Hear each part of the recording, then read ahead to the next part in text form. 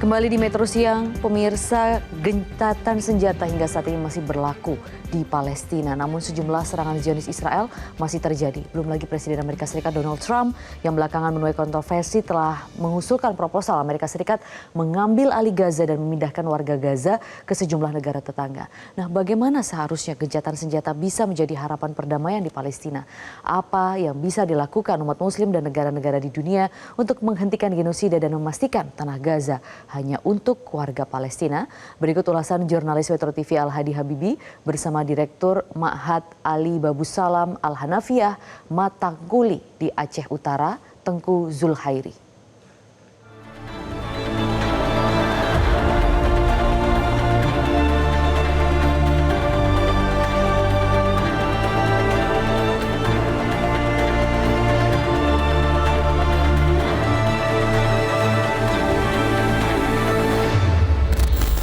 Pemirsa, gencatan senjata antara Israel dan Hamas di jalur Gaza, Palestina resmi berlaku sejak 19 Januari kemarin.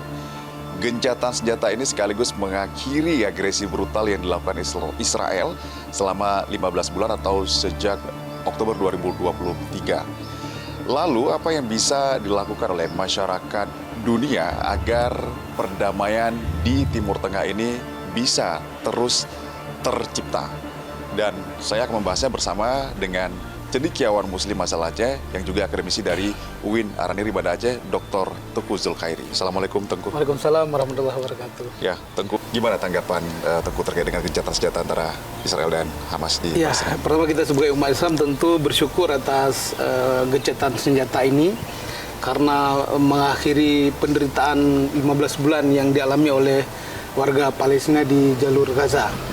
Dan kita berharap bahwa ini bukan hanya sekedar gencatan senjata sementara, tapi juga harus menjadi permanen dan bisa memberikan keadilan kepada warga Palestina di Gaza yang 15 bulan terakhir merasakan penderitaan yang sangat mengerikan sekali. Bukan hanya sekedar manipulasi politik dari pihak Israel. Nah, karena kalau kita melihat kan banyak sekali sejarah, pengalaman-pengalaman, fakta-fakta terdahulu di mana Israel ini menjadi negara yang tidak bisa dipegang sebenarnya. Dia suka sekali melanggar perjanjian-perjanjian.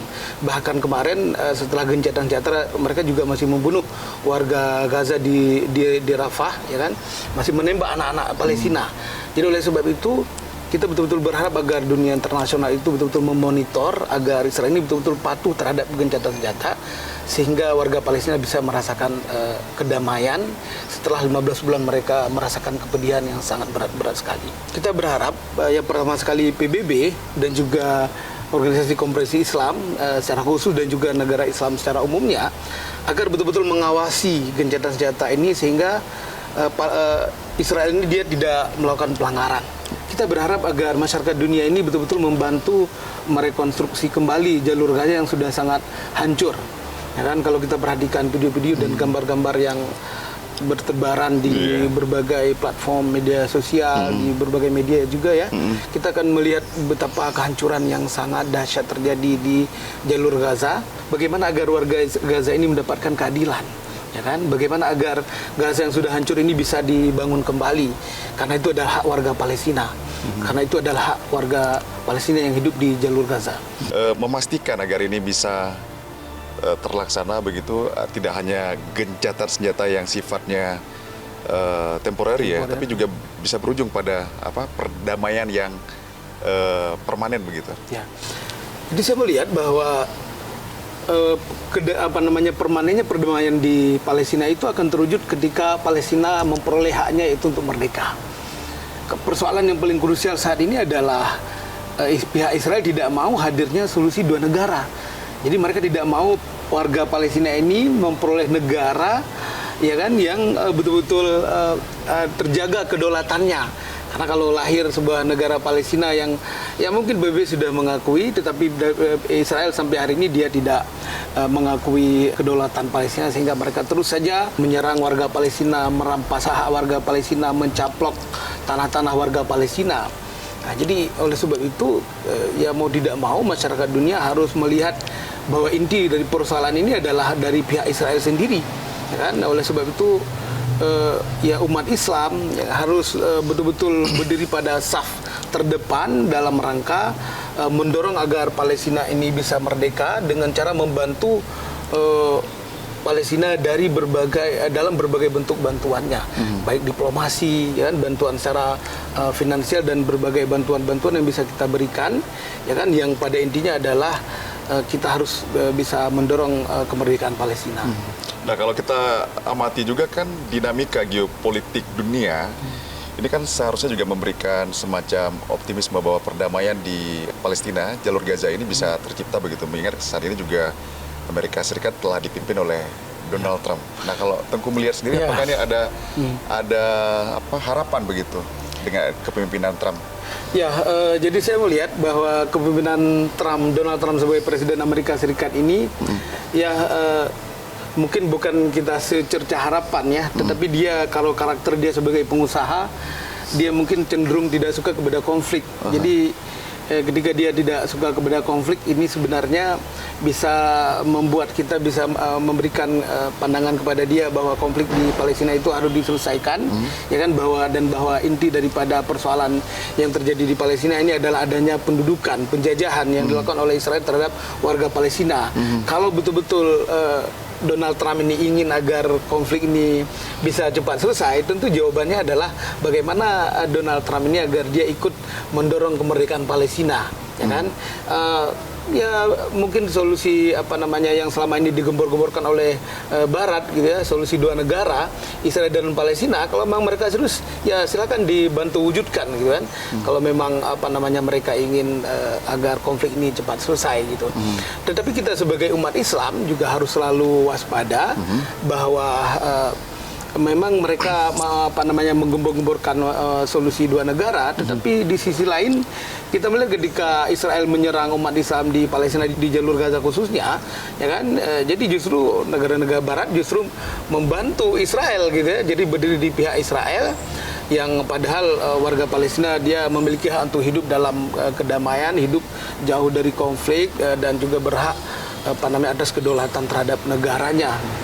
Kalau dalam konteks gencatan senjata yang sedang terjadi sekarang untuk pemerintah Indonesia sendiri, Tengku melihat kira-kira peran seperti apa seharusnya yang dilakukan? Pemerintah Indonesia harus ikut terlibat aktif ya, karena kita sebagai negara yang juga pernah dijajah dulu oleh Belanda, oleh Jepang.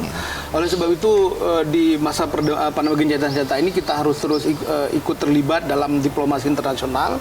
Kita berharap Kementerian Luar Negeri kita mempertahankan politik luar negeri yang sudah dijalankan selama ini dalam konteks dukungan kepada Palestina yang kita lihat luar biasa ya, baik presidennya, Presiden Prabowo, Menlunya, Wamenlunya yang beberapa waktu yang lalu berbicara dengan sangat tegas di dalam sebuah konferensi di Arab Saudi. Ya, kita berharap pemerintah Indonesia mempertahankan posisinya yang mendukung total perjuangan umat Islam di Palestina, dan kita optimis bahwa Indonesia sebagai sebuah negara Muslim terbesar di dunia, salah satu negara Muslim terbesar di dunia, akan bisa memberikan kontribusi yang maksimal dalam mewujudkan kemerdekaan Palestina. Ya kan? Dan di sisi yang lain kita juga sebagai masyarakat ya kan juga harus bersatu untuk memberikan kesadaran kepada masyarakat Indonesia umumnya agar memiliki pandangan yang betul-betul adil terhadap Muslim Palestina. Hari ini kalau kita tidak berperan dalam hal ini, mungkin akan ada warga Indonesia yang salah paham terhadap persoalan Palestina ini. Akan ada warga-warga yang melihat bahwa ini sekedar perang sebuah entitas antara entitas Israel dan Muslim Palestina. Padahal sesungguhnya persoalan tidak seringan itu. Ini adalah persoalan penjajahan. Nah, persoalan penjajahan ini harus betul-betul dipahami oleh masyarakat Indonesia ya, bahwa kondisi yang terjadi di sana adalah ada satu pihak yang didukung oleh negara-negara besar, didukung dalam semua aspek, ya kan, persenjataannya, finansialnya untuk menyerang sebuah entitas yang hari ini dia berada dalam isolasi gitu ya, di blokade dari berbagai sisi, betul-betul dijajah gitu kan, dan mereka sedang berusaha mempertahankan diri demi harga diri sebagai muslim dan juga ingin mempertahankan harga diri sebagai umat Islam.